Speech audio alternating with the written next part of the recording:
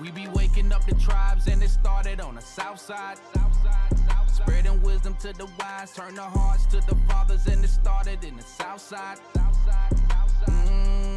Raising the tents of Judah first, and you know we on the south side. I see the fear in they eyes, Levi and Benji on my right side. Boy, you hit them 808s, bet you know we from the south side. Heard your pastor teaching lies, blitzes block, tell them we outside. Break these nations, root them out the rocks, now they can't hide. Raving like I'm Benji, bout the low like I'm Levi. Set on high, like them 30s on the dunk. Overdrive, bombs fly, keep some flies in the trunk. Too fast, slim fast, coming like a famine come. Set up camps in all your borders, now your people eating dung. We been waking up the south like Levi, Benji, and Judah. Repented in that south from Gucci, Jeezy, and Boosin'. That gospel in the south, from Memphis down to the A. See us blitzing in the south, boy, we been had something to say. We be waking up the tribes and it started on the south side. Spreading wisdom to the wise, turn the hearts to the fathers, and it started in the south side. Raising the tents of Judah first, and you know we on the south side. I see the fear in they eyes, Levi and Benji on my right side. Look, this is a spiritual war, so why in the hell would I fight with a gun? To all of the nations we lost, the scriptures they tell us we already won. The vision that speak at the end, I'm ready to go, I'm ready to run. Look, focus, all of this shit is atrocious. I'm about to get back on my bag like I forgot something that's left on my groceries. Trophies, bogus, y'all can't forget that they soldiers. Had a white man play Moses. I'm waiting for this kingdom to fall like October. Wait, hold up. Christ already told us we soldiers, got the whole south on our shoulders, waking up the world like Folgers. Tell Northern Kingdom come over, this the war after that locust. Not tremble on that cup, cut this shit by we be waking up the tribes and it started on the south side. Spreading wisdom to the wise, turn the hearts to the fathers, and it started in the south side. Raising the tents of Judah first, and you know we on the south side. I see the fear in they eyes, Levi and Benji on my right side.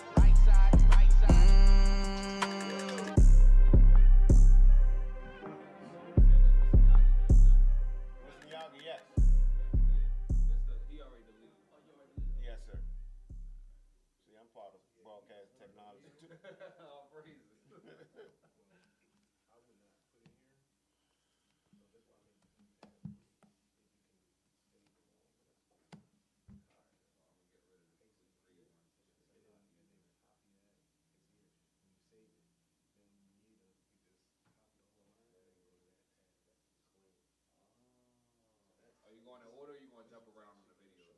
I'll probably go in order.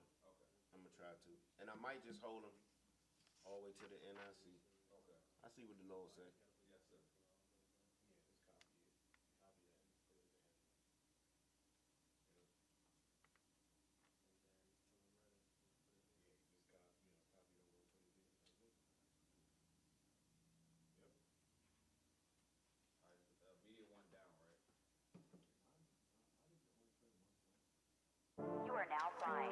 Sons of God! We're gonna take this city. We're gonna take the kingdom. We're gonna rule them hard. This is war! This is war! This is war! I'm here for the win, well, to get it again. The Lord call it taking the kingdom, want what's mine. Taking my time, turning and taking your freedom. Risen from the ashes, after the lashes, call it a beautiful tragedy. We've been on the brink of insanity. It's the end of your days, our calamity. Adding in, grab a friend for the finale. Shalom, Israel. This Rise and Face Jerusalem. Men of Israel, blow trumpets. Trumpets down. The book of Psalms, chapter 121. I will lift up mine eyes unto the hills, from whence cometh my help. My help cometh from the Lord, which made heaven and earth. He will not suffer thy foot to be moved. He that keepeth thee will not slumber. Behold, he that keepeth Israel shall neither slumber nor sleep. The Lord is thy keeper. The Lord is thy shade upon thy right hand. The sun shall not smite thee by day, nor the moon by night. The Lord shall preserve thee from all evil. He shall preserve thy soul. The Lord shall preserve thy going out and thy coming in from this time forth and even forevermore. Our Father, which art in heaven, hallowed be thy name. Thy kingdom come, thy will be done, in earth as it is in heaven. Give us this day our daily bread, and forgive us our debts as we forgive our debtors. And lead us not into temptation, but deliver us from evil. For thine is the kingdom, and the power, and the glory forever and ever. Amen.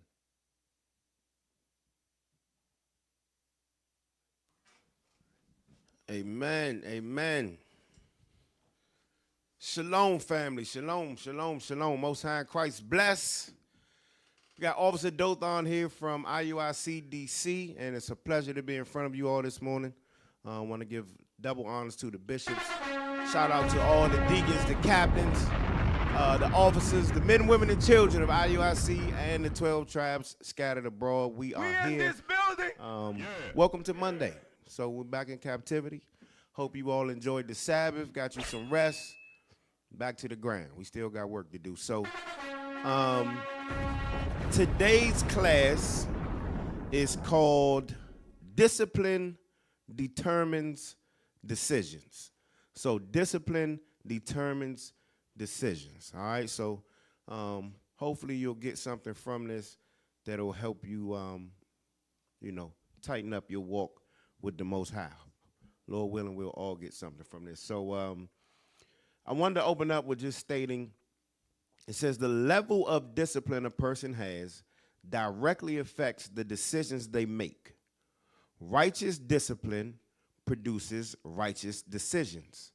Lack of discipline produces sinful decisions and eventually destruction. All right?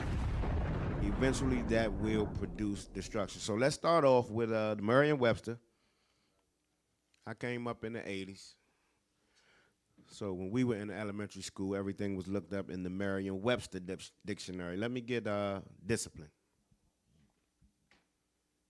And I want the noun, and then I also want the verb.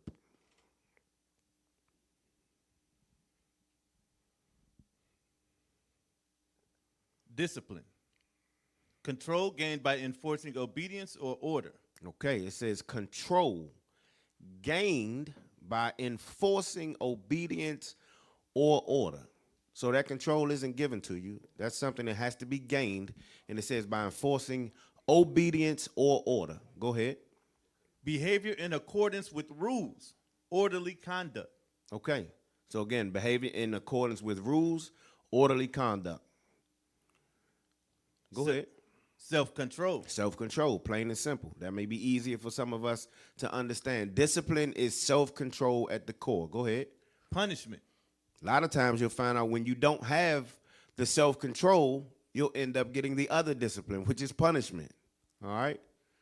An activity that one engages in regularly to train or improve oneself. Listen, these definitions should start hitting home because our bishops and deacons and all the men that you see get up here on these classes, this is what we teach every single time we get up here. Read that again. An activity that one engages in regularly to train or improve oneself. This should be a part of your daily walk. All right? And give me definition 4. A subject that is taught, a field of study. A subject that is taught, a field of study. All right, scroll down. All right, now that was the noun. Now give me the verb. To punish or penalize as a means of enforcing obedience and perfecting moral character. Okay. So you can see that the words are closely related, right? They actually have different meanings, but they intertwine, right? Get 2 and 3. To train or develop by instruction and exercise, especially in self-control. In self-control. Again, you see that? Go ahead. To bring a group under control. And that's what we're trying to do. We're trying to bring our flesh under control. Go ahead. To impose order upon. The order that we're trying to impose upon our flesh are the law, statutes, and commandments, right? And it's a daily fight. That's a daily fight. Several times throughout the day, it's a battle back and forth where you're trying to make sure that you impose the law, statutes, and commandments upon the flesh. And all day, the flesh is trying to impose itself against the law, statutes, and commandments. So that's that daily fight, that war within that we all experience, right? All right, so This is war. Discipline. It's training that corrects or molds behavior. Discipline is training that corrects or molds behavior. Again, we saw at the core it was self-control, obedience to God's commandments, even when your flesh desires otherwise, right? Give me the definition of disciple. So if you're paying attention, the word disciple is the root word, right? Now, we all desire to be disciples of Christ. Go ahead. Disciple, one who accepts and assists in spreading the doctrines of another, such as Christianity. Now, we don't teach Christianity, nor do we subscribe to Christianity. Christianity is nothing but white supremacy wrapped in modern days terms, all right? It's white supremacy at the core, and it is actually totally in opposition to what we teach, all right? Read. One of the 12 in the inner circle of Christ's followers, according to the gospel accounts. All right, now we study the Bible as it was written, thus saith the Lord. So there's no Christianity twist on it here. So we desire to be a disciple of Christ, a follower of Christ. So everything that he taught and walked as an example, we desire to emulate that, all right? Start off, go to Proverbs 25 and 28. Proverbs 25 and 28. The book of Proverbs, chapter 25 and verse 28. He that hath no rule over his own spirit is like a city that is broken down and without walls. It says, he that has no rule over his own spirit. A lot of times you'll find yourself in this truth. You'll find yourself in the officer's room. You'll find yourself at that front table. You'll find yourself throwing yourself at the mercy of the Most High because you lack discipline, right? It was something when you had the opportunity to make the right decision, but your lack of discipline caused you to fall short, right? That discipline is protection, right? Discipline is protection against sin. When you leave yourself without discipline, again, just like a city without walls, you leave yourself vulnerable to attacks, right? A soul with no self-control is subject to the wiles of the devil. Get that? When Satan said, the Most High God said, where have you been? Get that. Get that in Job. Because you have an adversary. He's out here. So you have somebody that's trying to break into your city, if you will. You have someone, again, that's trying to overthrow you. But most of us don't know it. We walk, day to day as if we have no cares. Read. Job 1 and 6. The book of Job, chapter 1 and verse 6. Uh-huh.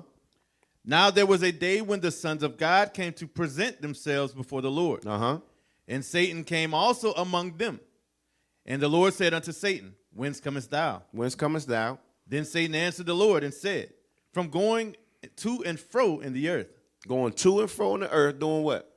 And from walking up and down in it. Uh-huh. And the Lord said unto Satan, hast thou considered my servant Job? Hast thou considered thy servant Job? So, again, Satan is going around seeking who he may devour, right? Who can he go and impose his will on, right? Now, again, keep in mind, Christianity teaches that the Most High God and Satan had a big fight. They were kicked out. Satan took angels with him, and now it's this big crusade against the Most High. That's not the case. We can see here that Satan is on the payroll. Satan only does what the Most High allows and what he instructs him to do.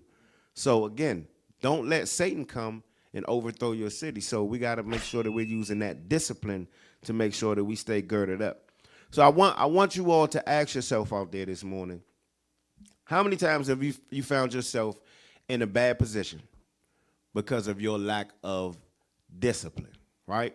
How many times have you found yourself, maybe let's say fired from work? Because it's Jake. We all get at some point laid off or fired or something like that, written up. That's just what happens.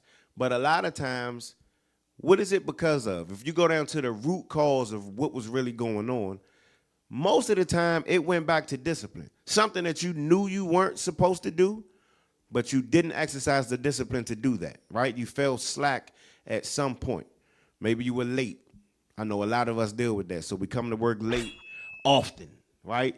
3-4 minutes here, 5 minutes. Oh, they shouldn't care. I'm working 8 hours. Nah, brother, we paying you for 8. We paying you for 8. You need to work 8. We're not going to pay you for 8 hours and you here working 7 hours, 37 minutes. Because you're not just late for the morning when you clock in. You late, you late coming back from your first break. You late for lunch. You late for your third. That's just what we do. But that's discipline, right? We lack that. I know brothers deal with child support. Child support, when you go back, that was discipline. Because had you disciplined yourself, you might not have laid down with that sister, right? That wasn't your wife. Now, I do understand there are circumstances where sometimes it doesn't work out, but most of the time, that was that flesh. That 10, 15 minutes is 18, 20 years of payments, right? Discipline. Discipline. Damn. A lot of times when you lose, different relationships in your life, different opportunities, it's because discipline wasn't exercised. All right, go to Sirach 18. Go to Sirach 18. I want 30 and 31. Because we find ourselves in these positions because we can't control ourselves. So a lot of times brothers can't control their lust. You can't control your anger. You can't control that spirit of pride that's on you. Sometimes it's a spirit of fear that you can't control that puts you in different situations. Sometimes it's a spirit of laziness or slothfulness that puts you in different situations. But discipline will actually guard you against all of those things. All right? Get that? The book of Sirach, chapter 18 and verse 30. Uh-huh. Go not after thy lust. Go not after thy lust. Most people, when you hear lust, especially as a man, we automatically think of a woman, right? But that may not be everybody's lust. Lust shows up in different ways. Can we get the definition of lust real quick? Let's visit Merriam-Webster again.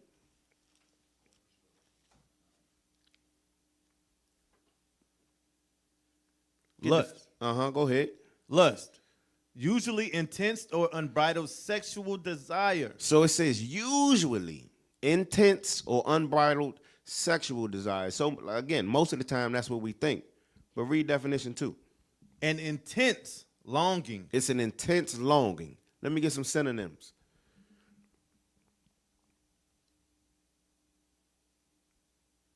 Passion. Passion. Lustfulness. Eroticism. Eros. Concupiscence. Now again, all of these kind of go back to flesh as far as the lust, as far as, like sexual desire. Go back. So remember, it says enthusiasm or eagerness, but it says an intense longing. So you can be longing for something else or have an intense craving for something else other than just sex. Go back to Sirach. Read that. The book of Sirach, chapter 18 and verse 30. Go not after thy lust. It says, go not after thy lust. Some people's lust is money. Some people's lust is food. Some people's lust is power, right? Read. But refrain thyself from thine appetite. It says, refrain thyself from thine appetite, right? So some people like steak. Some people like chicken. Some people like ice cream. Some people like different things. Everybody's appetite is different. Therefore, meaning everybody's lust can be different. Read it again.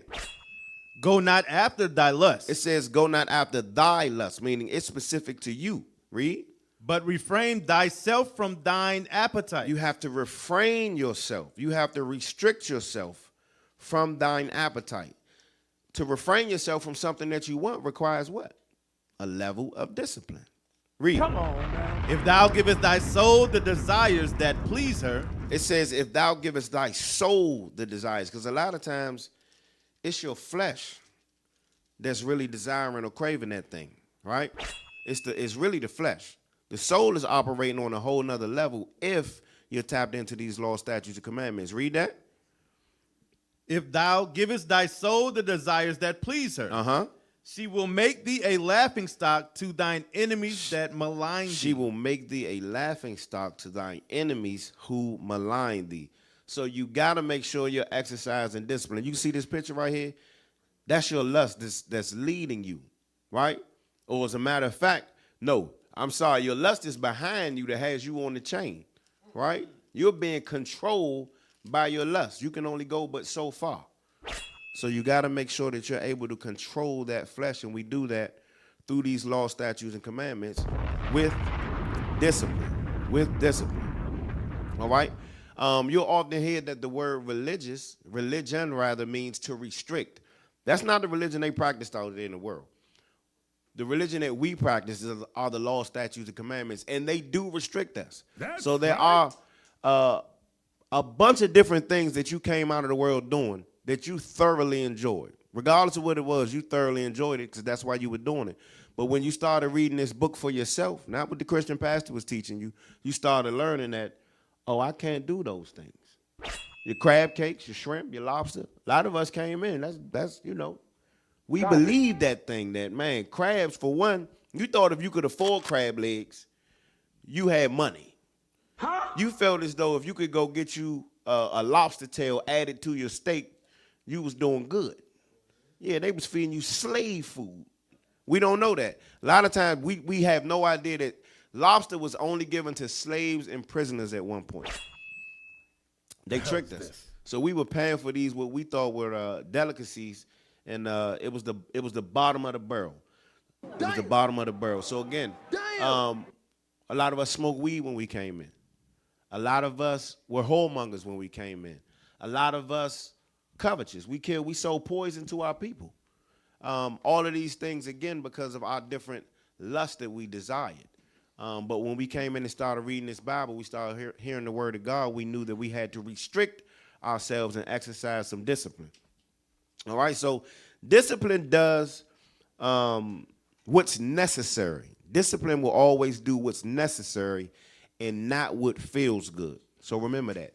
Discipline does what's necessary. The flesh does what feels good.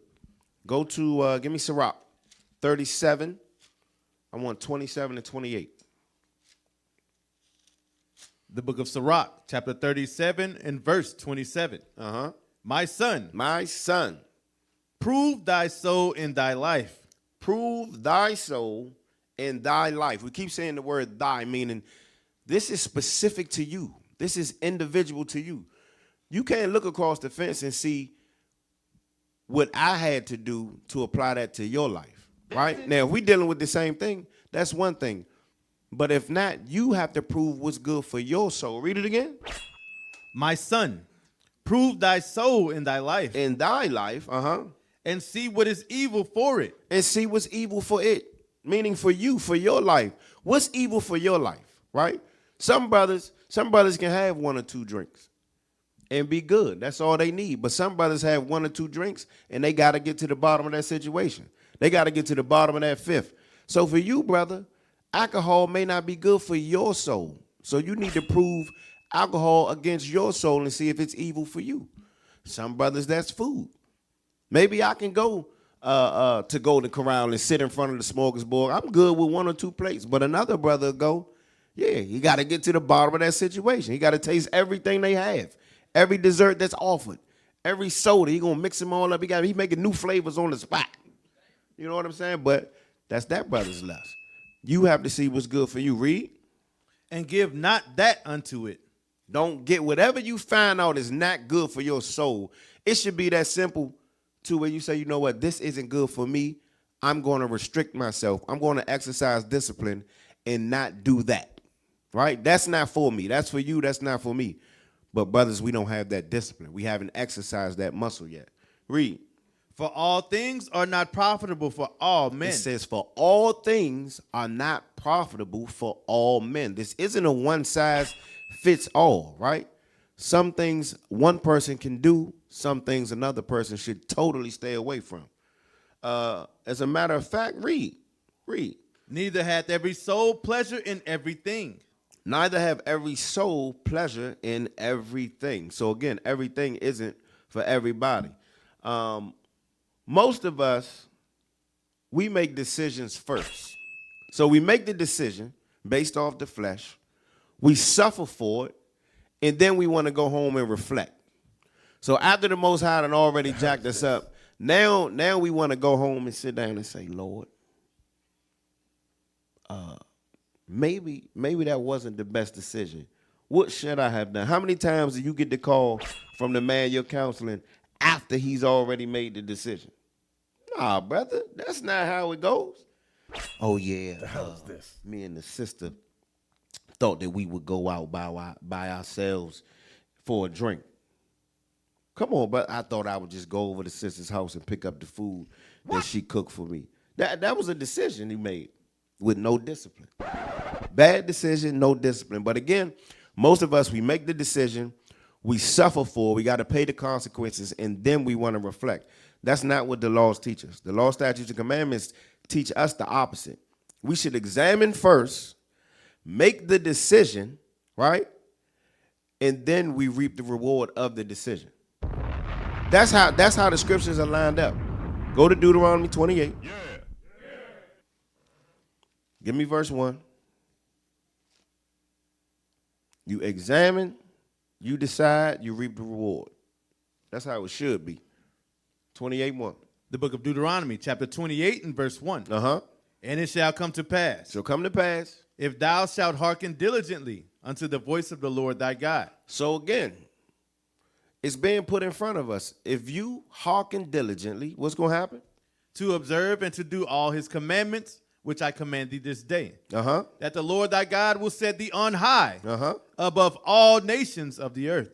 So if we examine this, we have the opportunity to rule the earth. We'll be above all nations, but we got to make the good decision, right? We have to exercise the discipline, make the decision, we reap the rewards.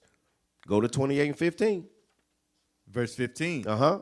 But it shall come to pass, if thou wilt not hearken unto the voice of the Lord thy God. This was a decision. If you're not hearkening to the voice of the Lord thy God, you're in the midst of sin, right? We already know that sin feels good. What's that script? Sin is pleasurable. Get that. Get that. Hebrews 11 and 4. 24, I'm sorry. Sin feels good. Now, anybody that lies to you and says it doesn't, that's exactly what they're doing. They're lying. That's why we sin. Get that. The book of Hebrews, chapter 11 and verse 25. Uh-huh. Choosing rather to suffer affliction with the people of God than to enjoy the pleasures of sin for a season. To enjoy the what? To enjoy the pleasures of sin for a season. To enjoy the pleasures of sin for a season. So a lot of times when we're going against these law, statutes, and commandments, it's because we enjoy whatever sin that we're in. Remember that. If you're in the midst of sin, you got to be real with yourself. You enjoy that thing. You got to go deep down inside, compare that to the Bible and say, you know what? That's not good for my soul. I have to restrict myself. Yeah, all of those things. They feel good at the moment, but every last one of those things comes with a penalty at the end. All right, go back. The book of Deuteronomy, chapter 28 and verse 15. Read. But it shall come to pass, if thou wilt not hearken unto the voice of the Lord thy God, to observe to do all his commandments and his statutes, which I command thee this day, that all these curses. All these what? All these curses. That's that punishment. Shall come upon thee and overtake thee. That's punishment for no discipline. The curses are punishment for no discipline. Yeah, when we look back, that's a tough history to look upon. It's tough to read about, and you know, most people don't understand we're still in that. We're still in captivity today because of the discipline that we lack. You can see our people as a whole. When you look on the news, you get on Facebook, TikTok, Instagram, it's full of the so-called blacks, Hispanics, and Native Americans. We know them as the Israelites that show no discipline. Everything is what we call a microwave society. They want instant gratification. So everybody's just out there doing what feels good for now, thinking that there's not a penalty to pay for that. But we know that. Get Romans 6. We know for a fact that the wages of sin is death. There is a penalty that has to be paid. Get that? The book of Romans, chapter 6 and verse 23. Come on. For the wages of sin is death. The wages of sin is what? The wages of sin is death. The wages of sin is death. It's a real thing. Right? Go to Lamentations 3. Give me 39 and 40. The book of Lamentations, chapter 3 and verse Because 39. remember, Sirach just talked about knowing what was good for your soul. So the Bible actually repeats itself over and over and over again. But just like hard-headed children at home, you got to tell your kids sometimes same thing over and over and over. You got to drive it in. They may hear it one way and not hear it the other, vice versa. So the Bible is repetitive and redundant. Read it again. The book of Lamentations, chapter 3 and verse 39. Uh-huh. Wherefore doth the living man complain, a man for the punishment of his sins. Read that again, because we don't, this thing goes right over our head. We always want to complain about the situation and the circumstances we're in, not realizing what part that we played in. Read that again. Wherefore doth a living man complain. Wherefore doth a living man complain. So you still alive. You still got a chance to get it right. It said, doth a living man complain. Read. A man for the punishment of his sins. It says for the punishment of his sins. You're not being punished for something I did. Yeah, you lost your job because you was smoking weed on break. You lost your job because they caught you sleep in the break room. You lost your job because you was stealing office supplies.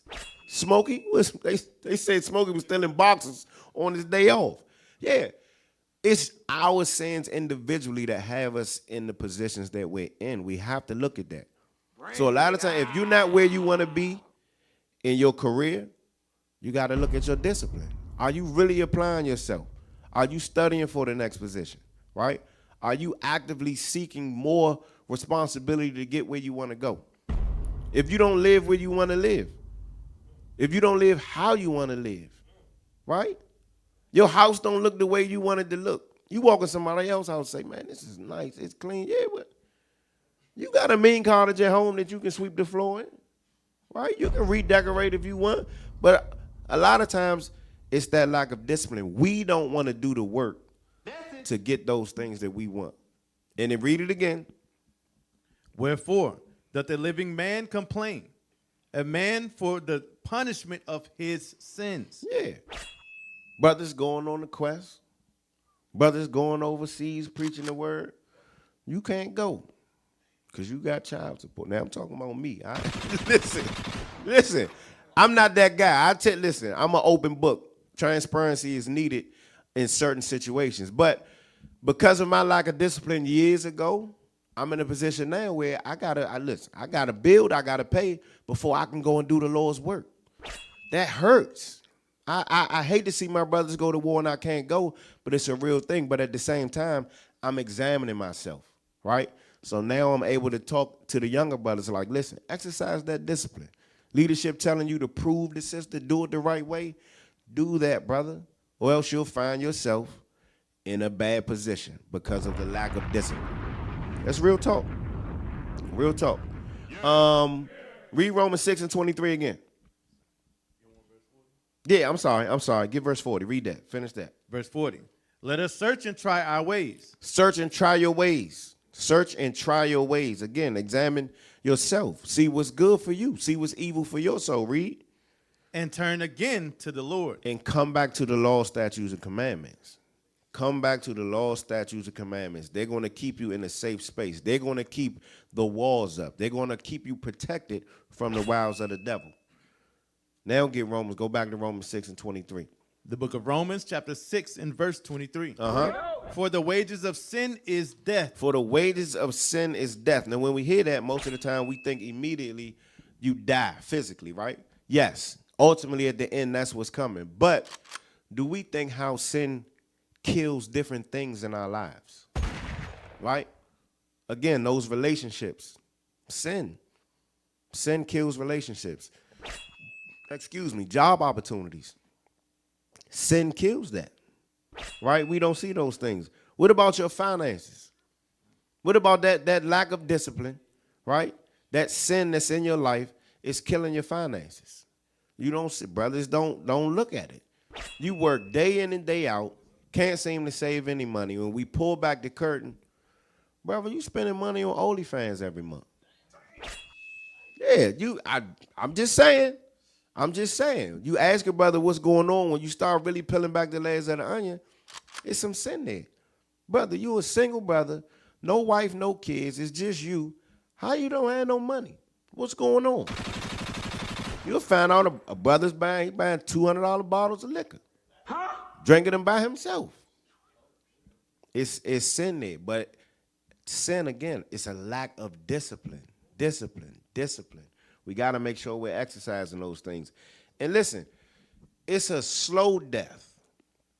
So discipline isn't one of those things when you don't use it that you might see immediate fall off, right? It's the slow decay of the building. It's the slow decay of your soul. That discipline is reading your 4 chapters a day, right? It's the discipline setting up your prayers 3 times a day. Discipline is going to that flying mission when you get off work. When you get off work, right? Discipline is going out there on the Sabbath when you just worked a 60-hour week. You don't feel like going. Discipline. Discipline is when you do things that you don't want to do, you force yourself to do it, right? So it doesn't feel good to the flesh, but you know it's what the soul needs, all right? That's discipline. We gotta desire that thing.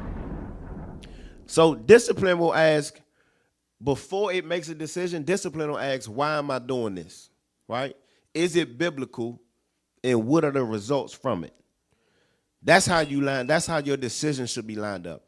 Why am I doing it? What's the cause behind this, right? Does it line up with what I've been taught or what I'm reading, what I'm meditating on? And what is the end result going to be? What is this going to produce? You look at those 3, man, that'll keep you in a good space. That'll keep you safe. All right, go to discipline again. It produces good decisions. Go to Genesis 39. Let's look at one of the forefathers. Give me 39. I want 1 through 4. The book of Genesis, chapter 39 and verse 1. And Joseph was brought down to Egypt, and Potiphar, an officer of Pharaoh, captain of the guard, an Egyptian, bought him of the hands of the Ishmaelites, which had brought him down thither. All right, so he had already been sold off, betrayed by his brothers, and he ended up in Potiphar's house. Go ahead. And the Lord was with Joseph. And the Lord was what? And the Lord was with Joseph. The Lord was with Joseph. So everything that he had went through, the Lord was still with him, right? Go to verse 7. Verse 7. And it came to pass after these things that his master's wife... Matter of fact, nope. Let's read through. Let's read through it so we get the total understanding. Verse 2. And the Lord was with Joseph, and he was a prosperous man, and he was in the house of his master, the Egyptian. So it said that the Lord was with Joseph, and he was prosperous. How are we prosperous? Go get that in Joshua. What makes us prosperous? Because, again, he was just coming out. He just got sold by his brothers. He was betrayed. But it says he was prosperous. So sometimes your situation doesn't look prosperous, but the Lord still has his hand on you. Get that? The book of Joshua, chapter 1 and verse 8. Read. This book of the law shall not depart out of thy mouth. Read. But thou shalt meditate therein day and night. Thou shalt meditate in day and night. So regardless of what your circumstances look like at the present moment, your main focus should be these laws, statutes, and commandments. This is what's going to keep you grounded. This is what's going to keep you rooted. Read. That thou mayest observe to do according to all that is written therein. So, again, not Christianity. It's not just knowing, because a lot of pastors and deacons, they can quote the Bible back and forth, but they don't exercise or put any action behind anything that they read. Read. For then thou shalt make thy way prosperous. That's how we make our way prosperous as the Israelites. As God's chosen people, we must put actions behind these laws, statutes, and commandments. All right? So that's why Joseph was prosperous. That's why the Most High was dealing with him, because, again, he meditated on these laws, statutes, commandments. He already knew what he was supposed to be doing and didn't stray from that. So go back. The book of Genesis, chapter 39 and verse 3. Read. And his master saw that the Lord was with him. Even his master saw that the Lord was with him. Sometimes the other nations or sometimes different people in your life will see that the Lord has his hand on you. Read. And that the Lord made all that he did to prosper in his hand. Everything he put his hand on prosper. Read. And Joseph found grace in his sight. Uh-huh. And he served him. Uh-huh. And he made him overseer over his house. And all that he had, he put into his hand. Come on. And it came to pass from the time that he had made him overseer in his house, and over all that he had, that the Lord blessed the Egyptian's house for Joseph's sake. He said the Lord blessed the Egyptian's house for Joseph's sake. So just because Joseph was there, everybody around him benefited, right? A lot of times, men in your house, because you're dealing with the Lord, your house is protected, right? Even though your wife got the devil on her sometimes, yeah, she's under your hedge of protection. The moment that she steps from under that, some of y'all have seen it with your kids. You got them teenagers get a little buck, get a little riled up. As soon as they step outside of the hedge of protection, they get jacked up. So again, the Most High is not only dealing with Joseph, but the people around Joseph were blessed simply because the Most High was dealing with him. Read. And the blessings of the Lord was upon all that he had in the house and in the field. And he left all that he had in Joseph's hand. And he knew not aught he had, save the bread which he did eat. Man, he left everything up to Joseph. He said he couldn't even keep count of what he had. He left that all to Joseph. I don't know. Let's ask Joseph. How's my savings and finances? Let me go check with Joseph. How much grain we got? Let me go check with Joseph. I don't know. Let me check with Joseph. He know everything. Read. And Joseph was a goodly person and well-favored. He was well-favored. Read. And it came to pass after these things that his master's wife cast her eyes upon Joseph. And she said, lie with me. Lie with me. So now, Joseph just went from captivity, given to Potiphar, raised up over everything in the man's house. He's doing good for himself only because he's keeping the Most High's commandments. Here we go, the devil, in the form of a woman who we see that all the time. She throwing herself at the brother. She see the brother doing good. Be careful. When these women see you doing good, listen, they coming to kill, steal, and destroy. The hell is this? Okay? Read it again. And it came to pass after these things that his master's wife cast her eyes upon Joseph. And she said, lie with me. She said, I see him, I want him. She said, lie with me. And she looking at him like, oh, this is my husband's servant. This is my servant. The same way the white women was doing slavery. I want you to get that buck. I want that slave to work at the house. As soon as the slave master turned his back, here she is trying to lie with the Mandingo warrior, right? Same thing. They've always desired you. Read. But he refused. He exercised discipline. So I know Potiphar's wife was bad. He Potiphar. He ain't got nothing just walking around the house. I'm sure she was bad. Joseph like, not going to do that. Going to exercise discipline. Read. And said unto his master's wife, behold, my master wotteth not that what is with me in this house. And he had committed all that he had to my hand. He said, man, he trusts me so much, he done committed all of this to me. Read. There is none greater in this house than I. He said, there's nobody higher than me in this house. Read.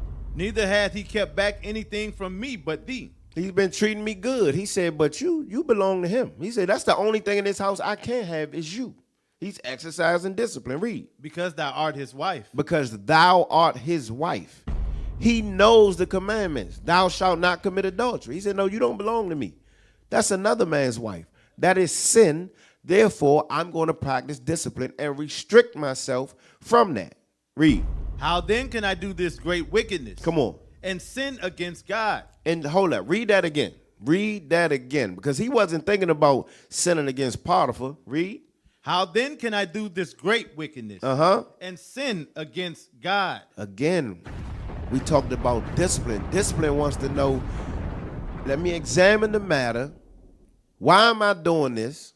Right? Does it line up biblically, and what will this produce? He said, nah, this is a no-go right here. Read. And it came to pass, as he spake to Joseph day by day, read, that he hearkened not unto her, to lie by her, read, or to be with her. And it came to pass about this time. So he didn't have to turn the woman down once. She was on him. She was on him. So you got to think she probably walking past, trying to show him flesh. She giving him the eyes. She on him. She trying to tear the man down. So he's not falling for it. He said, nah, I ain't doing it. Go ahead. That Joseph went into the house to do his business. And there was none of the men of the house there within. It's a setup, bro. Read. And she caught him by his garment. So hold on. Why is it that on this particular day he went in to do his business and there was no men there? The hell is this? This Potiphar's house, where the men at? She done sent them out. It's a setup. She like, look, I need some privacy. Y'all get out. I know what Potiphar said. You just go. I'll be all right. It was a setup. Read.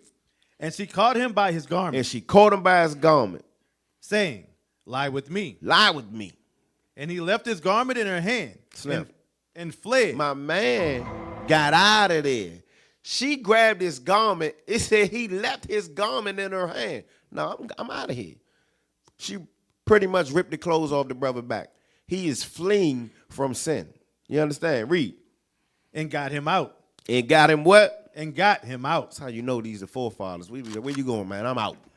I'm out of there. He got out of there on her. Read.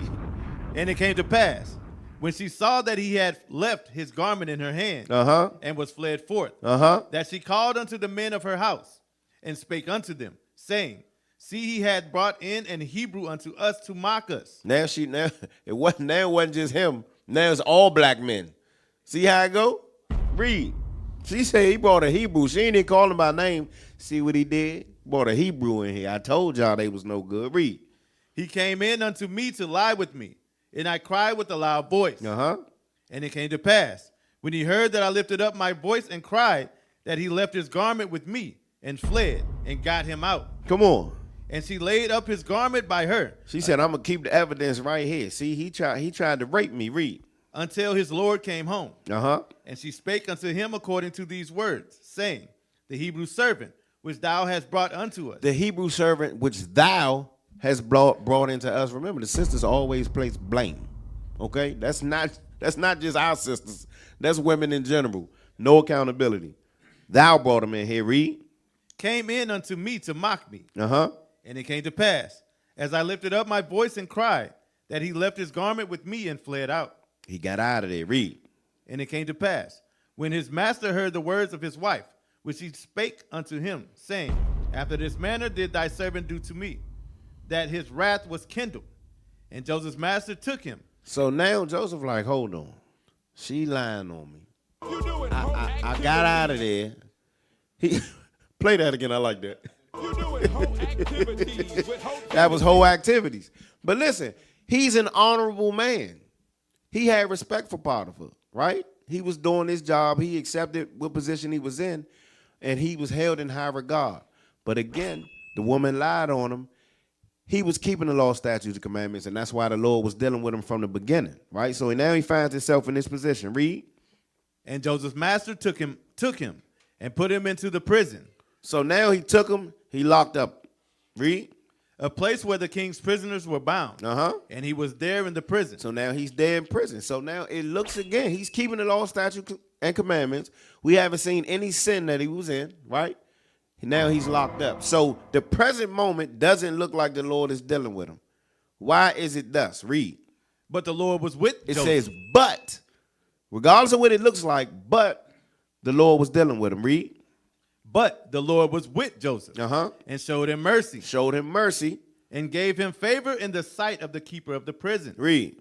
And the keeper of the prison committed to Joseph's hand all the prisoners that were in the prison. So now he locked up. And the Lord got him in another position. He's still over everybody in the prison. All but that favor is on him because, again, he's meditating on these laws day and night. He's in outstanding conduct with the Most High God. So it doesn't matter what's going on around him. He's well favored. Read. And whatsoever they did there, he was the doer of it. The keeper of the prison looked not to anything that was under his hand. Because the Lord was with him, in that which he did, the Lord made it to prosper. All he did was change his surroundings, but he kept him in the same position. And we know from history, this was a setup for a success. So it looked like a setback. It was really a setup because he went from here to being second in command, right, under Pharaoh. So again, regardless of what the circumstances look like, all we have to do is keep these laws, statutes, and commandments, exercise the discipline, and the Most High is going to show us that favor. That's that protection, right? That ultimate protection comes from the Most High. All right, go Go to Genesis 39. No, get 39 and 9 one more time. The book of Genesis, chapter 39 and verse 9. Uh-huh. There is none greater in this house than I. Uh-huh. Neither hath he kept back anything from me but Read. thee, because thou art his wife. How then can I do this great wickedness and sin against God? That's the main, like, we have to remember that when we make these bad decisions, a lot of times we look at what it affects directly around us, right? But we really should be focusing on how does this reflect with my relationship against the Most High God, right? You have to make sure that you're examining what would the Most High God think about this, because we're so worried about the eyes of men, right? We got to make sure we're focusing on the Lord here. That's right. Go to Genesis 6. Give me 12. The book of Genesis. Start at 1. Go ahead. The book of Genesis, chapter 6, and verse 1. Read. And it came to pass, when the men began to multiply on the face of the earth, and daughters were born unto them, Come on. that the sons of God saw the daughters of men, that they were fair. And they took them wives of all which they chose. So listen, here we go with that interracial marriage. Brothers wanted to do the swirl. We love a foreign car. You know what I'm saying? Brothers always got to get a foreign car, feel like they doing better than everybody else. Brother, that wasn't made for you, okay? So here we going again outside of the law, statutes, and commandments, right? We saw what was fair. We didn't exercise discipline. We wanted to deal with these women that were forbidden for us, right? Read. And the Lord said, my spirit shall not always strive with man, for that he also is flesh. Yet his days shall be 120 years. So again, because we didn't exercise the discipline, the judgment came. So now the Most High God is shortening our days on the earth. Jump to verse 5. Verse 5. Uh-huh. And God saw that the wickedness of man was great in the earth, Uh-huh. and that every imagination of the thoughts of his heart was only evil continually. Come on. And he repented the Lord that he had made man on the earth, and it grieved him at his heart. Read. And the Lord said, I will destroy man whom I have created. I will do what? I will destroy man who I have created. That's that death. The wages of sin is death. Read. From the face of the earth. Both man and beast, and the creeping thing, and the fowls of the air.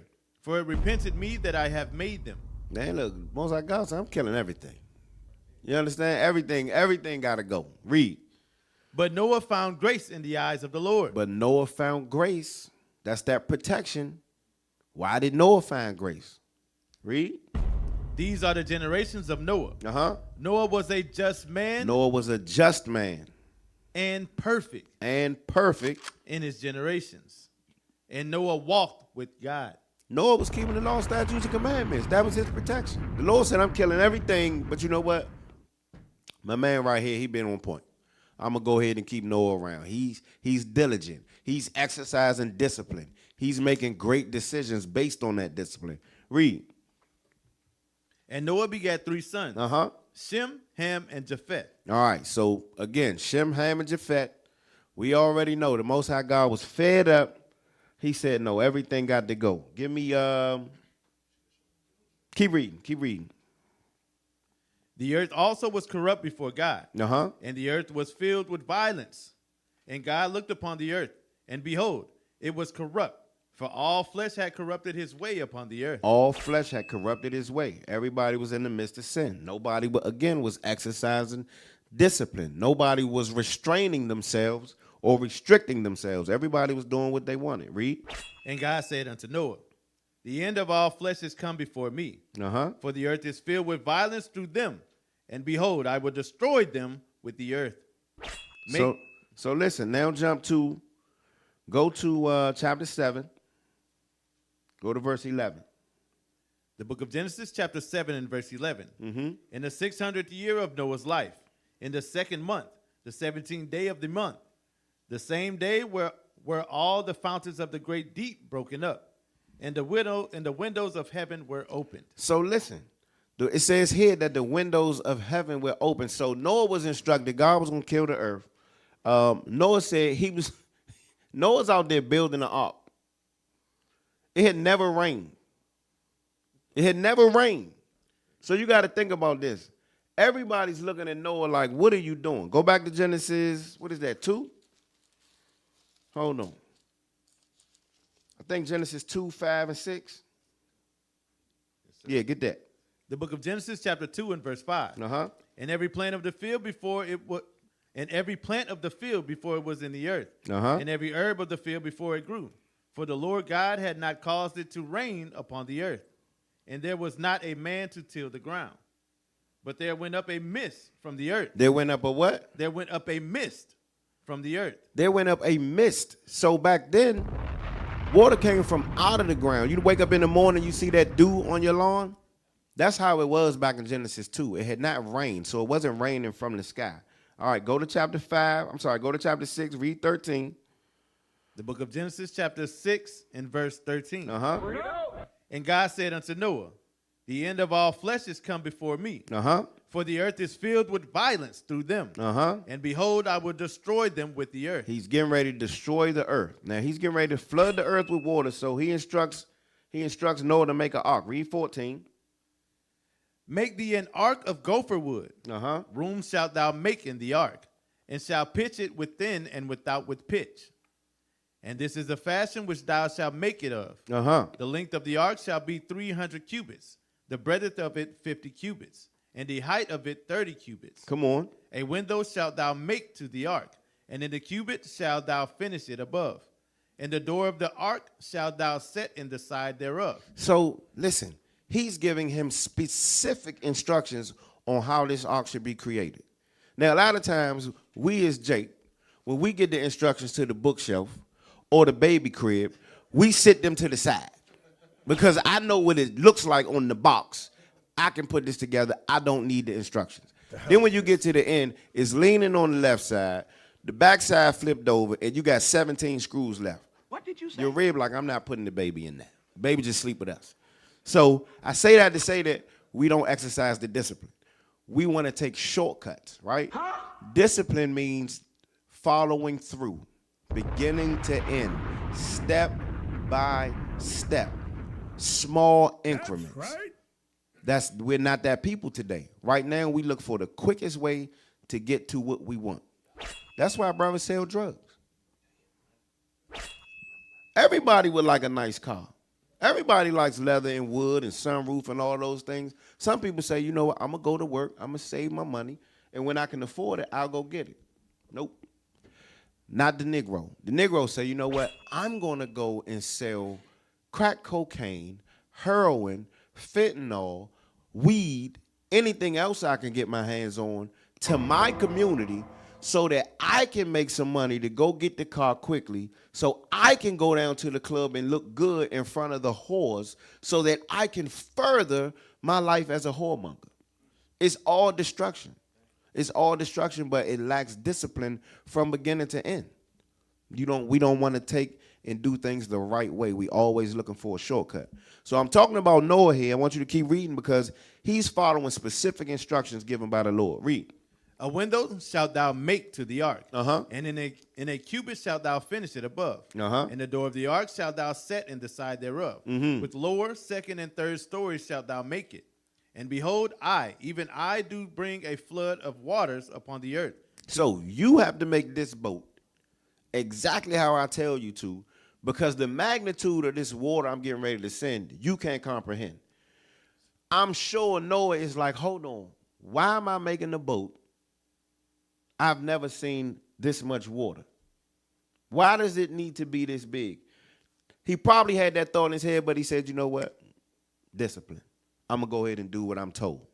That's discipline.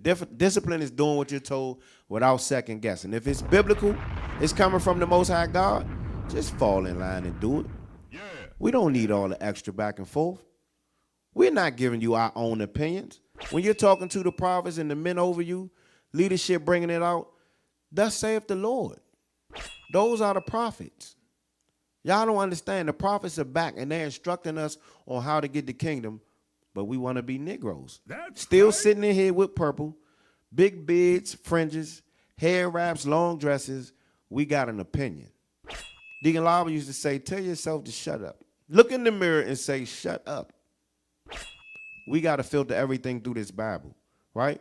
We try to filter things through our feelings, what it makes us feel like. That's the flesh. Come on. So go to Go to Genesis 7 and 11. The book of Genesis, chapter 7, and verse 11. Matter of fact, real quick, 5 and 32. I'm sorry. 5 and 32. The book of Genesis, chapter 5, and verse 32. Show you how much discipline he had. Read. And Noah was 500 years old, and Noah begat Shem, Ham, and Japheth. So he was 500 years old when he had his 3 boys. All right? Now jump to 7 and verse 11. The book of Genesis, chapter 7, and verse 11. Mm-hmm. And in the 600th year of Noah's life, In the 600th year of Noah's life, in the 2nd month, uh-huh, the 17th day of the month, uh-huh, the same day were all the fountains of the great deep broken up, uh-huh, and the windows of heaven were opened, and the windows of heaven were open. Read. and the rain was upon the earth 40 days and 40 nights. 40 nights. So hold on. Think about this. He was 500 when he had his boys, right? It's 3 of them. They all had wives. But he said it was 600 when it started raining. So, for his sons to be of marriageable age, we know that's 20. He had 3 of them. Let's just say that's, if he was going back to back, right? Let's say that was 25 years. So he was working on this ark probably about 75 years, maybe. Anywhere from 70 to 50 years he's working on this. No rain in the sky. It never rained. You know what everybody else saying? Noah is tripping out here. Noah done lost his mind. He exercised the discipline. Every day he was out there. He tell, hey, it's getting ready to rain, y'all. It's getting. You think I'm building this big boat for nothing? No, the Lord told me it's gonna rain. Look, you see it. That's exactly how we are. When we see a brother doing what the Most High, this is what your family members do to you right now. This is how your family members was doing you when you invited them to Friends and Family Day. You telling them to come. You trying to get them to come and dwell under the safety of the Most High God, and they pointing and laughing at you like, nah, you tripping. Your shirt look funny. Damn. You can't eat what no more? Nah, I'm not doing that. You trying to get them to dwell in safety, and they are mocking you. What did you say? Exactly what I said. Exactly what I said. All right, go to, so that's discipline. Just showing you the level of discipline that Noah had to show day in, day out. He took no shortcuts. That decision was based on him examining how the Most High God was dealing with him. He said, you know what? Nope. This is biblical. This is the Lord dealing with me. Nope. I know what this is getting ready to produce. It's going to produce a lot of dead bodies. That's what it produced, right? Go to Genesis 22. Go to Genesis 22. Give me verse. Let's start at 1. The book of Genesis, chapter 22, and verse 1. This is probably some of the most reading y'all gonna do for the day. I'm just gonna be honest. So that's why we read. That should be a cut. Check your spirit. Read. And it came to pass, after these things, that God did tempt Abraham, and said unto him, Abraham. And he said, Behold, here am I. And he said, Take now thy son, thine only son Isaac. Take thine only son Isaac, whom thou lovest, and get thee into the land of Moriah. So just for the record, he didn't even consider Isaac his son. Read. And offer him there for a burnt offering. Ishmael, I'm sorry. Thank you. He didn't even consider Ishmael. That's right. His son at all. Read. Upon one of the mountains which I would tell thee of. Come on. And Abraham rose up early in the morning and saddled his ass and took 2 of his young men with him and Isaac his son. So hold on. Where was the back and forth? Where was the hesitation? It wasn't. Read it again, because I think we just go right past that. And Abraham rose up early in the morning and saddled his ass and took 2 of his young men with him and Isaac his son and clave the wood for the burnt offering. Come on. And rose up and went unto the place of which God had told him. He told him go sacrifice his son. He said, all right, I'm going to get up early and do it. I'm going to get up early and do it before the sun come out because it be hot out there. Lord, yes. Got up early. I'm just saying that level of discipline is there. He heard, he followed. We don't do that.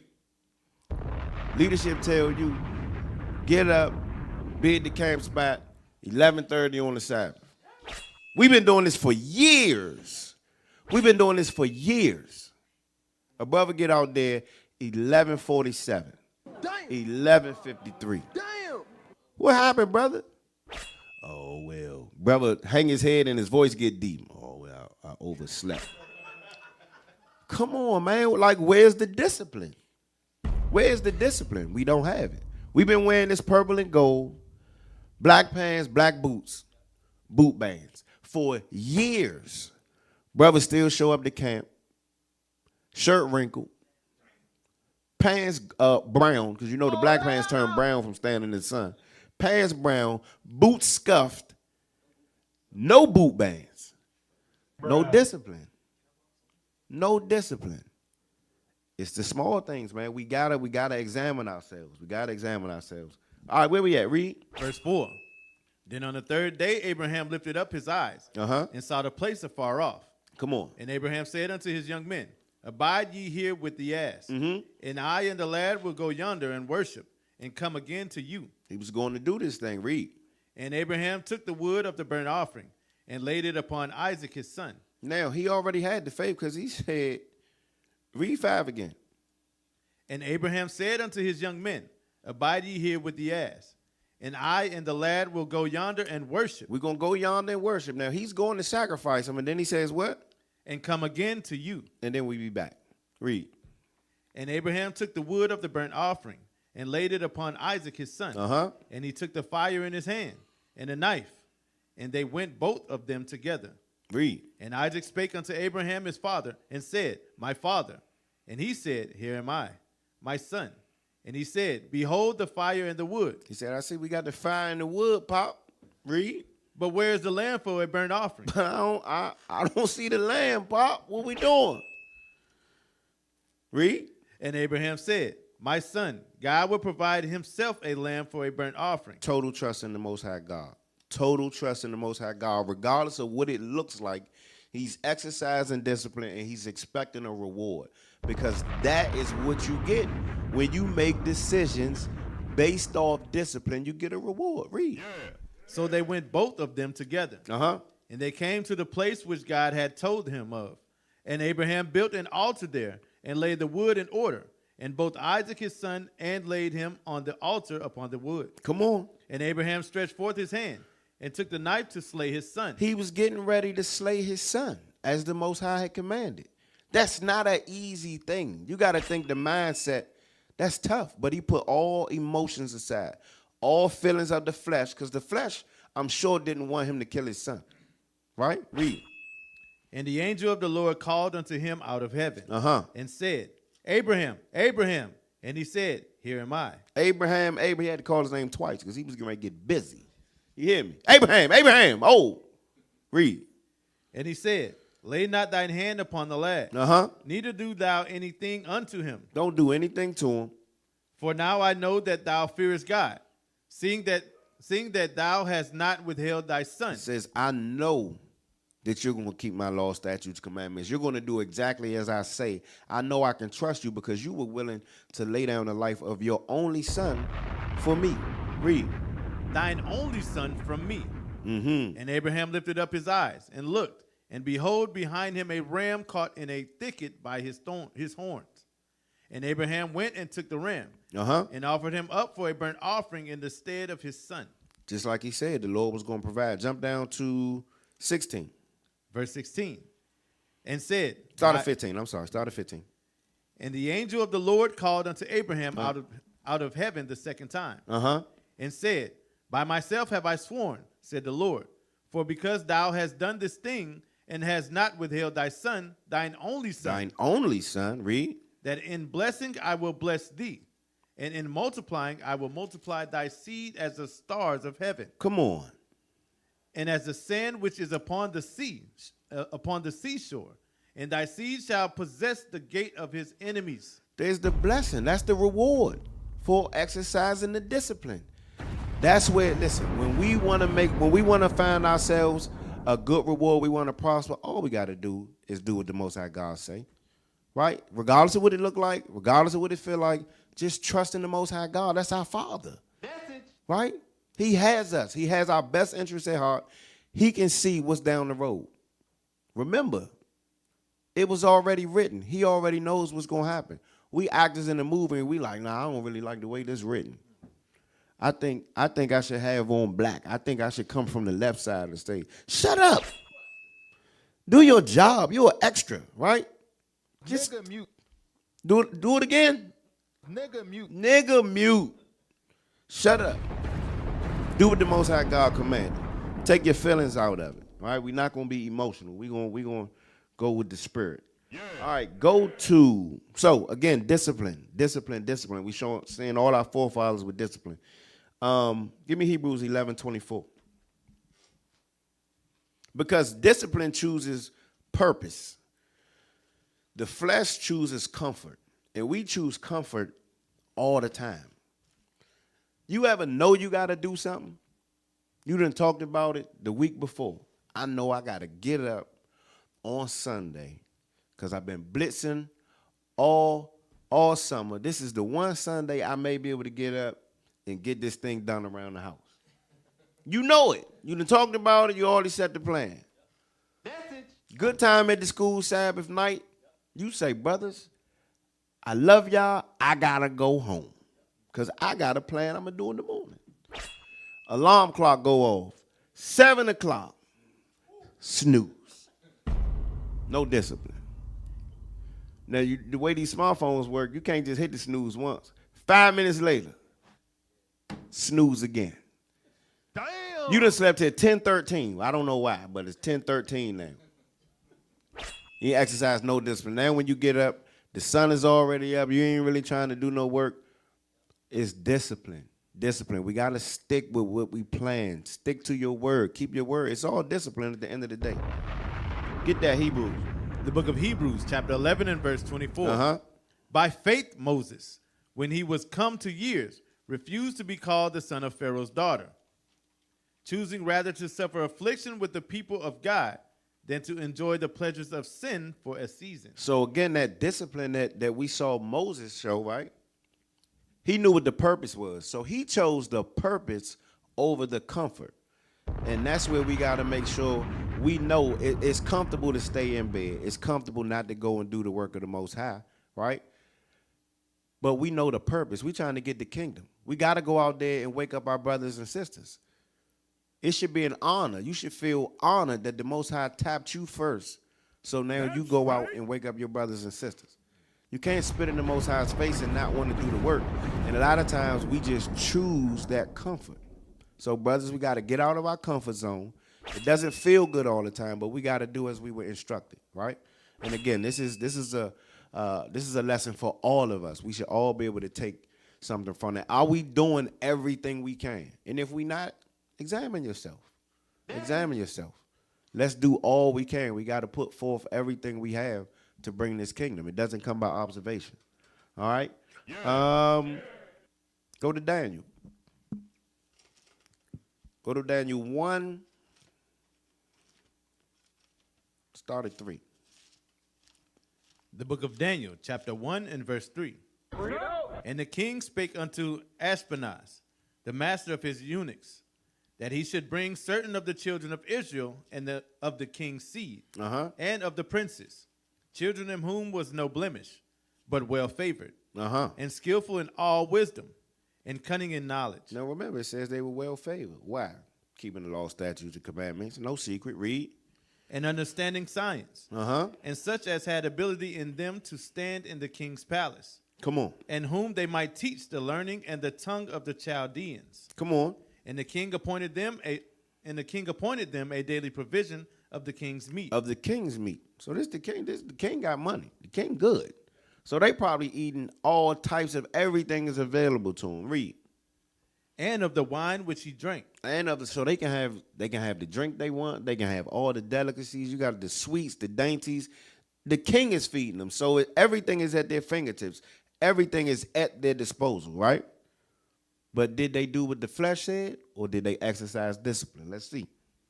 So nourishing them 3 years, that at the end of thereof they might stand before the king.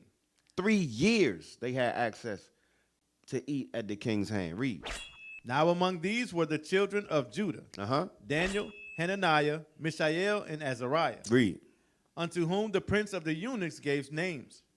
For he gave unto Daniel the name of Belteshazzar, and to Hananiah of Shadrach, and to Mishael of Meshach, and to Azariah Abednego. Come on.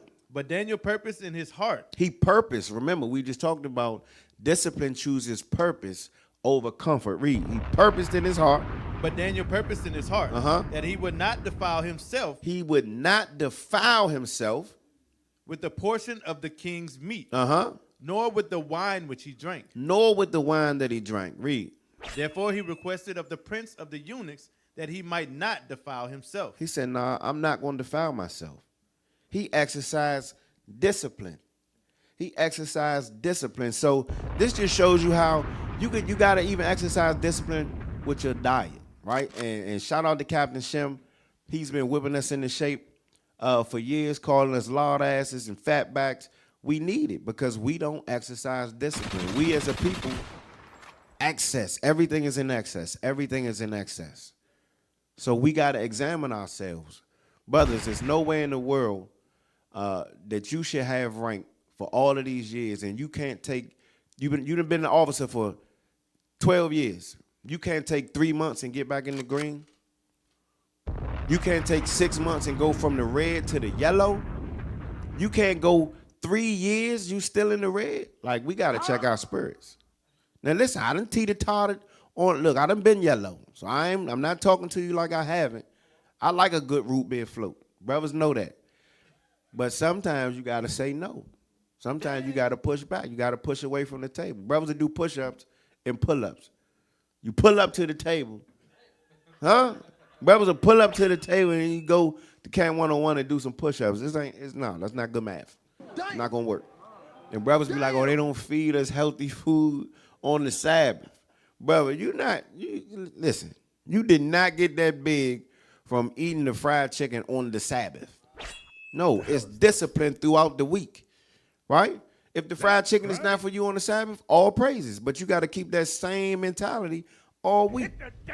It's just discipline. Like I said, everything that we lacking is discipline. You can do it. It's in you, but we have to exercise the discipline. Exercise.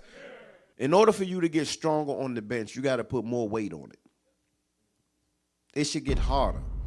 So the restrictions, because that's what weight is, it's a restriction of you trying to push it up or pull it to you or whatever you're doing, whatever motion it is. That weight is restricting your freedom, right? So, again, laying on the bench, 260 pounds is restricting your ability to move it up and down. We have to, as we get stronger, the restriction should be more. So we should be able to fast longer, right? We should be able to study longer. Maybe 4 chapters is light work now. Maybe you at 8. But we should be gaining strength the longer we're in this truth. It shouldn't be diminishing. Right. So if you see yourself, your passion is not where it was, that happens, right? Many classes have come out about battle fatigue, but you got to examine yourself and you got to get back in the fight. And that's why we got to gather ourselves together. What the scripture talk about 2 being better than 1? Get that. And a 3-fold cord shall surely not be broken. Y'all know I'm a quoter. Ecclesiastes. But that's why we're here, for one another, right? Because sometimes if you're on a battlefield, you're in, brothers, we relate to sports. So if you're in a basketball game or a football game, the brother beside you is tired. You got to encourage him. Sometimes you may have to pick up the weight so he can get that burst of energy back. Read that. That's right. The book of Ecclesiastes, chapter 4 and verse 9. 2 are better than 1. 2 are better than 1. Because they have a good reward for their labor. They have a good reward for their labor. Now we're working toward the same goal. Read. For if they fall. Put that up. I like that picture. Put that up. This is us. This is the scripture. Read it again. 2 are better than 1. It says 2 are better than 1. I see way more than 2 people. Read. Because they have a good reward for their labor. These men here studying these scriptures, when we gather like this and the understanding of the scriptures is coming out, a good reward is coming to those. We got to keep these laws, statutes, and commandments. Read. For if they fall, the one will lift up his fellow. Plenty of men in that picture have fallen. Plenty of men in that picture have fallen. But plenty of men in that picture have also picked the man up beside him. Read. But woe to him that is alone when he falleth. You can't do it by yourself. It says, woe to him that is alone when he falleth. Read. For he hath not another to help him up. There's nobody there with you. So a lot of times we have to keep each other encouraged. We have to, if you see your brother lacking discipline, okay, recognize that in your brother, pull up on him and encourage him to get it back. That's right. That's what we have to do for one another. Is that it on that? Yes, sir. All right. Let's go back to, where were we? Go back to Daniel. Yes, sir. The book of Daniel, chapter 1 and verse 9. Uh-huh. Now God had brought Daniel into favor and tender love with the prince of the eunuchs. And the prince of the eunuchs said unto Daniel, I fear my lord the king, who hath appointed your meat and your drink. We just keep saying favor. All these men who are exercising discipline and they're right with the Most High God, we keep saying favor come up. Favor, favor, favor. Jump to, go to verse 20. Verse 20. And in all matters of wisdom and understanding, that the king inquired of them, he found them 10 times better than all the magicians and astrologers that were in all his realm. So again, they exercised discipline. They didn't eat the king's meat. They said, no, we're gonna have discipline of our diet. This is what we're going to eat, and watch how we fare at the end. Read verse 20 again. This is at the end. And in all matters of wisdom and understanding, that the king inquired of them, he found them 10 times better than all the magicians and astrologers. He found them 10 times better, right? The Lord was dealing with them, so they were wiser. They were more knowledgeable. But all of this was favor from the Most High God. But again, you don't miss that it was the discipline that they showed in between the favor that they had. They looked better. They felt better. They were healthier because of the diet, but the discipline that was exercised in the diet. Go back to Sirach. Go back to Sirach 37, 27, 28. I know we read this before, but now we're going to read past it and see how it all connects. The book of Sirach, chapter 37 and verse 27. Uh-huh. My son, prove thy soul in thy life, Prove thy soul in thy life. and see what is evil for it, So we back to saying what's good for you and what's not. Read. and give not that unto it. And don't, whatever you determine or whatever you prove yourself, you see that's not good for me, it says stay away from it. Give that not to your soul. Read. For all things are not profitable for all men, Everything ain't for everybody. neither hath every soul pleasure in everything. It says, neither have every soul pleasure in everything. So a root beer float might not be for you, brother. Right? Read. Watch this. Be not insatiable in any dainty thing. It goes directly from talking about proving what's good for your soul, what's evil for it. Now it's going directly into the diet. Read it again. Be not insatiable in anything, any dainty thing, nor too greedy upon meat. So it's not just sweets. It says you can go too far with the sweets or you can go too far with the meats. That rhyme. I wasn't even trying to rhyme. You see that? Lord dealing with me. Balls. Read. For excess of meats bringeth sickness. Excess of meats bringeth sickness. Sickness brings death, right? Excess of anything can bring sickness, death, right? The wages of sin is death. Read. And surfeiting will turn into choler. Come on. By surfeiting have many perished. Uh-huh. But he that taketh heed prolongeth his life. But he that exercises discipline does what? Prolongeth his life. Prolongeth his life. It's discipline. At the end of the day, discipline is at the end of everything. It's in the middle of everything. You either going to be disciplined or you're not. Discipline is going to allow you to make some great decisions in this walk, or the lack of discipline is going to cause you to make some terrible decisions in this walk. A lot of those decisions, they're not small. It takes you a while to recover from them. You get a bad name in this truth. Get a bad name in this truth, you'll see how long it takes you to shake it. Discipline, brothers, is going to keep you from that. Get Hebrews. How much time we got? All right, well, I want to play these videos. I got 6 minutes? All right, play my video. I had some more, but I know y'all like to see, they like TV. A little bit. All right, give me that. Let me show you some discipline. No, give me my Daniel's son. What happened? Now, Daniel's son. This is a great movie, right? Again, I grew up in the 80s. For those that don't know, treat yourself. This is called The Karate Kid, right? This is prime cinema of the 80s. This is Daniel's son, right? Daniel's son and Mr. Miyagi, all right? Daniel's son is going here to learn self-defense. He's going to a karate class. His end goal is to be a bad motor scooter, bad mamma jamma, all right? Watch what Mr. Miyagi got him out here doing. Walk on the road. Walk right side, safe. Walk left side, safe. He says walk right Walk side, middle. safe. Sooner or Walk later, left side, safe. get the squish, just like grape. You walk in the middle, you get squished like a grape. Read. Yeah, Go ahead. karate, same thing. Either you karate do yes, or karate do no. Stop. Karate is a form of discipline. It's a martial arts discipline. So there are different types of martial arts.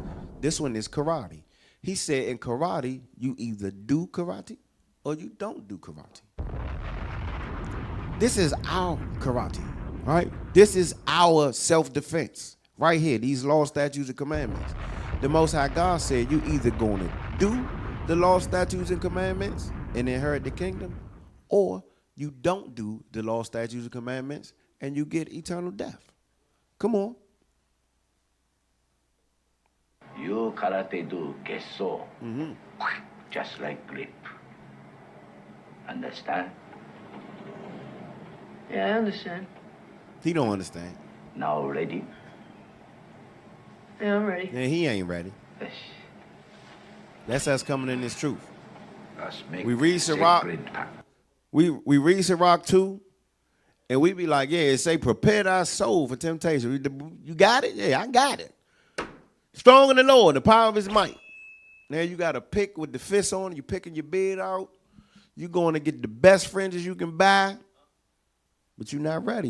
You're not exercising no discipline. Go ahead. I promise teach karate. That to That's my the part. other camps with the headband. You promise learn. I say you do. Ah. No question. That your part. So look, he got his bandana on. That's what you put on when you're ready to fight.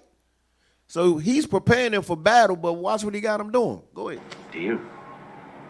Steel. Yes. First wash all the car, then wax. Wax. Wait, why do I have to wash all the car? Remember, dear. Told him, shut No up. question. Don't ask no questions. Yeah, but Right. Wax on, Wax right on. hand. Wax off, left hand. Wax on, wax off. Breathe in through nose, out the mouth. Wax on, wax off. Don't forget to breathe. Don't Very forget to important. breathe. Wax on, wax off. Wax on, wax off. Hey, where these cars come from? Wax on. Detroit. Wax off. Just do the work, brother. On. Wax off. Wax on, wax off. He like, man, this don't have nothing to do with me trying to learn karate. But he gave him specific instructions on what to do and how to do it. On. Then he got to come behind him and tell him exactly how to do it because he wasn't doing it right. Circle. Wax on. Wax off. Discipline. Breathe in. Small Breathe incremental steps, Wax repeatedly, on. over and over Wax and off. over. Wax on. Wax off. Wax on. Wax. He like, this don't have nothing to do with karate. The old man flunking me. Now, can you find it where he used his wax on, wax off in the karate match? Can you find that? Because I want to show you how the discipline along the way when he was washing and waxing the cars is what helped him when it was time for war. Come on, if you can find that. Let's see how good IT is. Yes. You got it?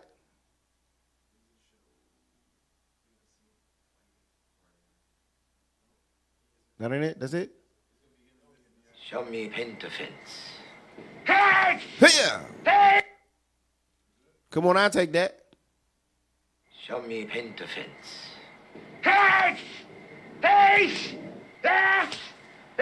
Y'all don't see what he doing. Daniel-san. Daniel-san. He waxing on, waxing off. What? Come here. Come here.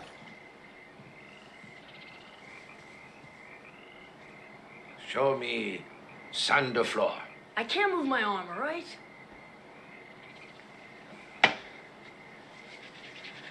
Don't do this, What are you Al. This doing? don't work. When I Ow! was young, I thought this for go see your doctor. This don't work. Ow, y'all. what are you doing?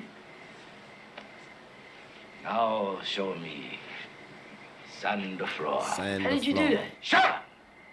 That's Deacon Lava. Shut up. Keep the Sand the commandments. floor.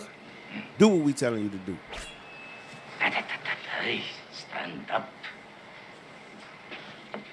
Show me sand the floor. Sand the floor. Sand the floor. So the things that he learned, Sand the floor. waxing that car, going through the motions on a day-to-day has prepared him for the battle that's going to come. Go ahead. Sand the floor. Now show me wax on. Come wax on. Off. Hey. He still don't get it. Wax on, wax off. Wax on, wax off. Hey, wax on. Hot. Wax off.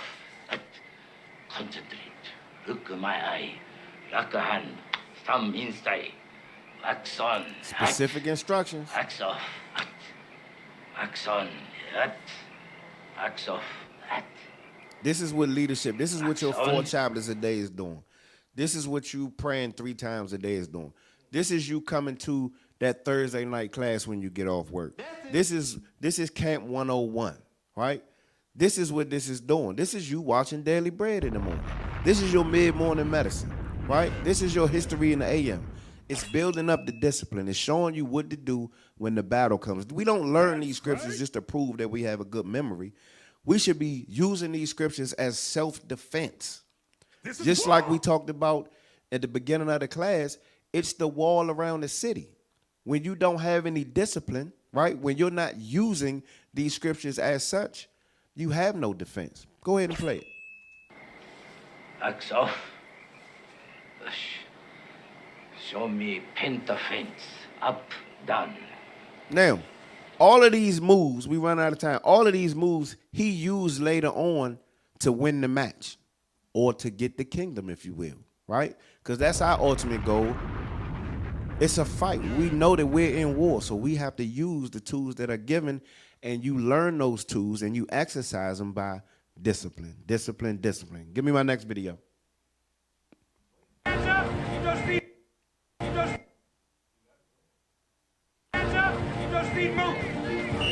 Everything we're gonna do is change.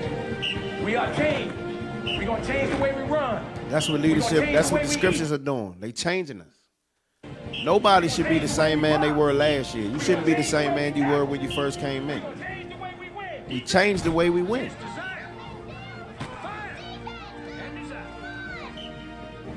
This is discipline being exercised. That's chastisement when you don't exercise the discipline. This is us working together as a team. This is us gathering ourselves.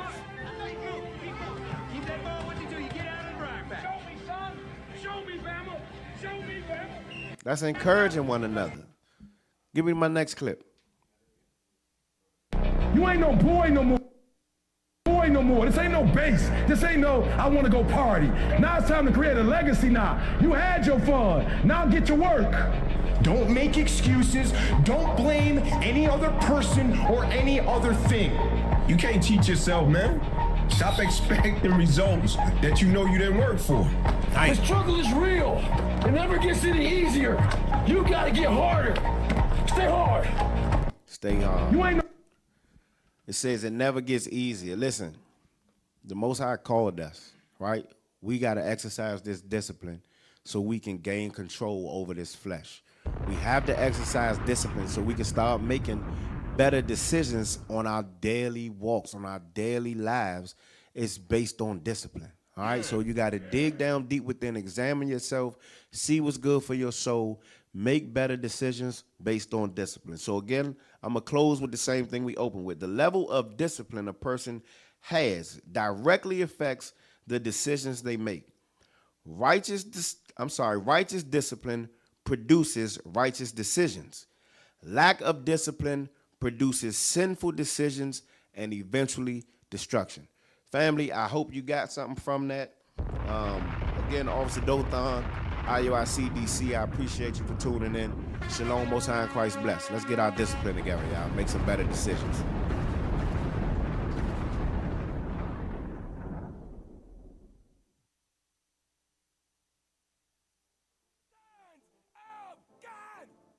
We're going to take this city. We're going to take the kingdom. We're going to rule them hard.